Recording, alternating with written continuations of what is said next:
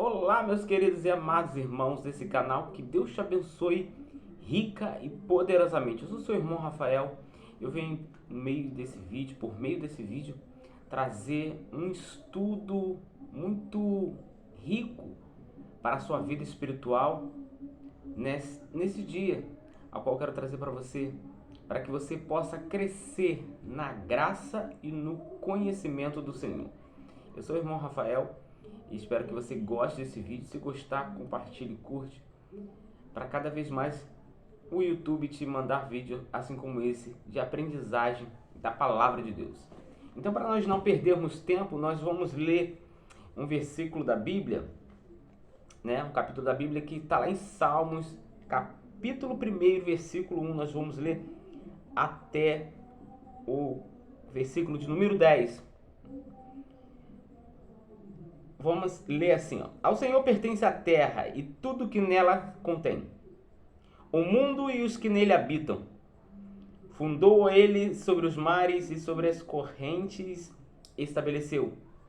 Quem subirá ao monte do Senhor? Quem há de permanecer no seu santo lugar? Que ele faz uma pergunta. O que é limpo de mãos e puro de coração, que não entrega a sua alma à falsidade, nem jura dolosamente. Este obterá do Senhor a bênção e a justiça, do Deus da sua salvação. Tal é a geração dos que buscam a face do Deus de Jacó.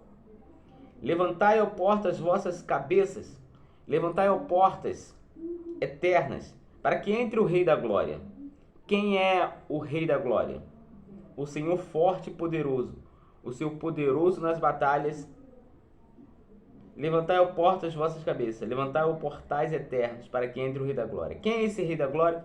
O Senhor, Rei dos Exércitos, é o Rei da Glória. Irmãos, essa passagem aqui, quando Davi relata esse Salmo 24, ele está relatando de algo surpreendente que aconteceu, que nós só vamos entender esse versículo, esse capítulo, capítulo 24, depois da ressurreição de Cristo. Como todos sabem, Jesus Cristo esteve aqui na terra, ele se esvaziou da sua glória, está lá nas cartas de Paulo que ele se esvaziou de si, esvaziou, deixou sua glória, o seu trono lá do céu e veio aqui para a terra para morrer pelos nossos pecados. Por que ele teve que vir para morrer pelos nossos pecados? Vou fazer uma breve introdução aqui. Por que ele teve que vir? Porque o homem pecou quando Adão e Eva comem do fruto a qual Deus disse para eles não comerem. Então eles são expulsos do paraíso porque eles pecaram contra Deus. Então o homem ali começou a ser inimigo de Deus, porque Deus é um Deus justo e o homem se tornou pecador.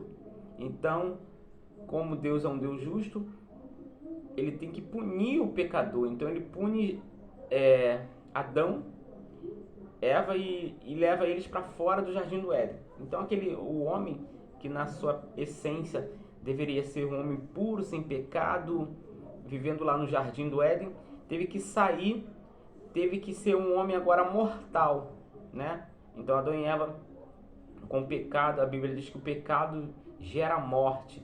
Então o homem pecou em Adão e desde a geração de Adão até a nossa geração, todos nós temos o pecado de Adão, em nossas veias. Nós nascemos já com o pecado em nossas veias. Então, para isso, Jesus teve que vir para resgatar o seu povo, Jesus teve que vir pagar pelo nosso pecado, para que nós tenhamos direito à vida eterna. Então, Jesus veio aqui na terra, deixou sua glória, se despiu da sua glória por causa dos nossos pecados, para nós termos o direito à salvação. Então, quando ele vem aqui na terra, ele vem como forma humana. Ele vem como forma humana, forma de pecador, mas sem pecado, diz a palavra de Deus, sem cometer pecado algum, como diz lá em Romanos. Em Romanos e também em Hebreus. Então, quando Jesus vem aqui na terra, passou por aquele processo todo, pregou a palavra, formou os discípulos, né? Enviou os discípulos para fora da Judéia para poder pregar a palavra. Então ele teve que subir ao céu. Ele disse: eu vou deixar o Consolador com vocês, mas eu terei que subir ao céu. E quando Jesus está chegando ao céu, se cumpre esse capítulo que nós acabamos de ler, de Salmo 24, que o anjo grita lá de tal forma: levantai as portas vossa cabeça, porque está chegando aí o Rei da Glória. Então, quando esse salmo ele vai propor, ele vai nos mostrar como foi essa entrada triunfal de Jesus lá no céu, depois de ter passado tudo aqui na terra, depois de ter pago pelos nossos pecados, pago a nossa dívida. Que em Salmo vai dizer que a nossa alma, o preço da redenção da alma é tão grande que ninguém pode pagar.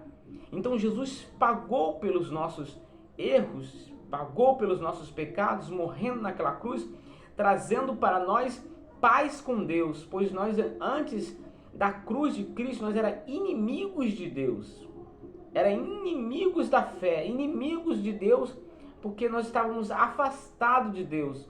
Então, através da morte de Cristo na cruz, nós podemos ter de novo aquela conexão que Adão teve antes do pecado. Quando nós entregamos a nossa vida para Cristo Jesus, a doutrina da imputação, né? Amputar é tirar, imputar é colocar. Teve a imputação lá na cruz.